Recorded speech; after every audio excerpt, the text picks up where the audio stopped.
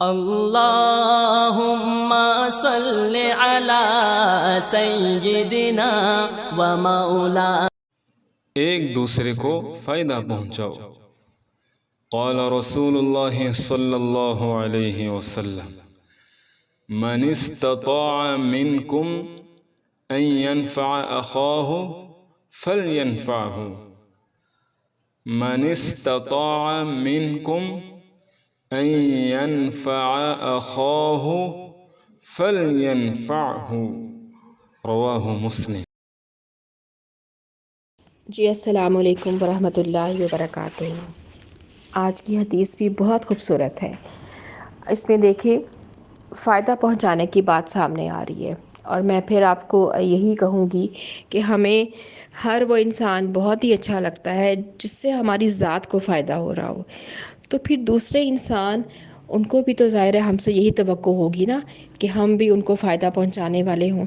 تو بہترین انسان ہمارے دین میں ہمارے اللہ اور نبی کریم صلی اللہ علیہ وسلم کی نظر میں وہ ہوتا ہے جو دوسروں کے لیے فائدہ مند ہو۔ اب فائدے کا مطلب یہ نہیں کہ آپ نے کسی کو مال دیا تبھی فائدہ ہوگا۔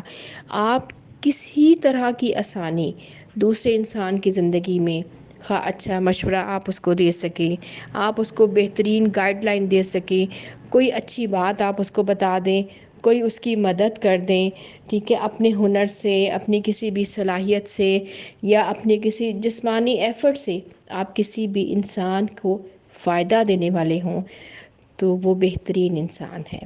اور اس کا آغاز میں پھر آپ کو یہ کہوں گی کہ اپنے گھر سے شروع کرنا ہے۔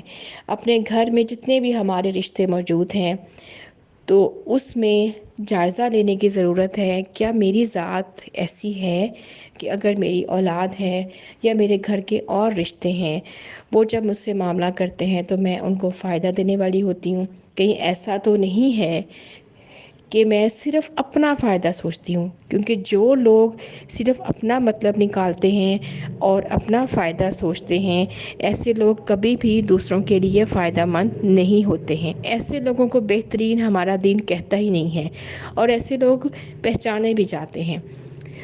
ان کا یہی ٹپیکل انداز ہوتا ہے کہ جب تک ان کا مطلب پورا ہو رہا ہوتا ہے تو وہ آپ کو فائدہ دیتے رہتے ہیں، جیسے ہی ان کا مطلب پورا ہو گیا تو کون اور میں کون یہ والا حساب ہو جاتا ہے، جیسے جانتے ہی نہیں ہیں۔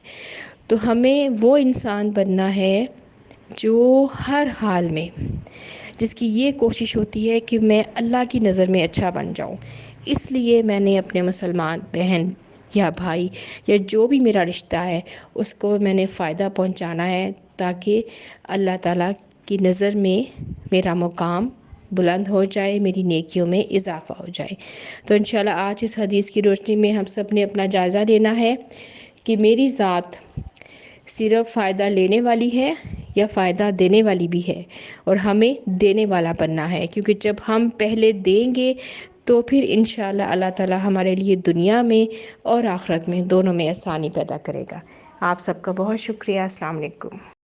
اللہم صل علی سیدنا و مولانا محمد، اللہم صل علی سیدنا و مولانا